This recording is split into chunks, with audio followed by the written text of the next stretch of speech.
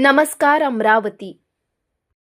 नमस्कार, मी योगिता करंदे, विश्व हिंदू परिषद मातृशक्ती संयोजिका अमरावती महानगर। जे प्रकरण आपल्या परतवाड्यामध्ये झालेले आहे त्या मोहम्मद अयानने मुलींशी संबंध ठेवून एक हिंदू व्यक्तीचं नाव धारण करून त्या मुलींशी संबंध ठेवले, त्याचे वेगवेगळे व्हिडिओ काढले आणि त्या मुलींना ब्लॅकमेल केलं। त्या संदर्भामध्ये मी राष्ट्रपती, ज्या महिला राष्ट्रपती आम्हाला लाभलेल्या आहेत त्यांना मी निवेदन करते की तुम्ही कडक कारवाई करून आमच्या मुलींना आणि महिलांना न्याय द्यावा। नाशिकमध्ये जे काही कॉर्पोरेट जिहाद झाला, अशा प्रकारे या कंपन्यांचं पूर्ण सील देऊन यांना कुठल्याही मार्केटमध्ये यांना स्थान न देता आणि यावरही कडक कारवाई करून आमच्या महिलांना आणि मुलींना या प्रकरणातून वाचवावं।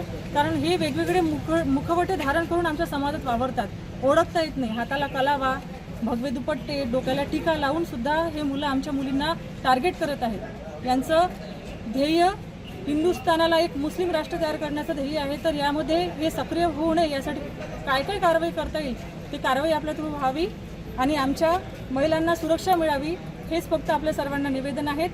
जय श्रीराम। माझं नाव बंटी पारवानी आहे।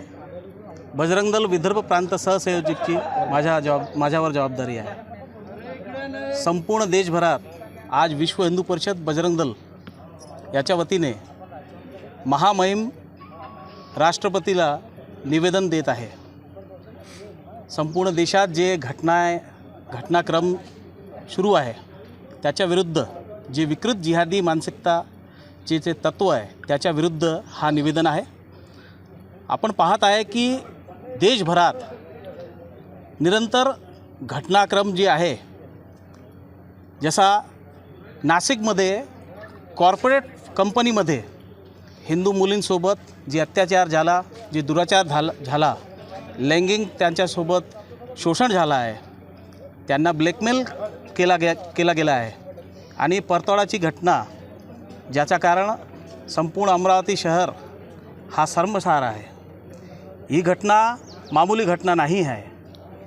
350 व्हिडिओ व्हायरल झाले आहे। 180 मुलींना त्यांनी फसवलं आहे।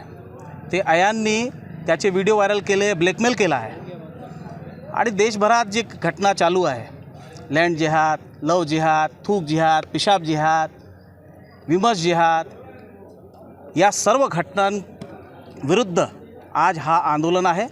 आम्ही बजरंग दलाच्या वतीने महामहिम राष्ट्रपतीला निवेदन दिलं आहे की घटनाला अल्पविराम लागलेला पाहिजे, कुठेतरी ही घटना थांबलेली पाहिजे आणि याच्यासाठी जे काही कानून नियम बनवले पाहिजे ते बनवा आणि हिंदू समाजाला न्याय द्या।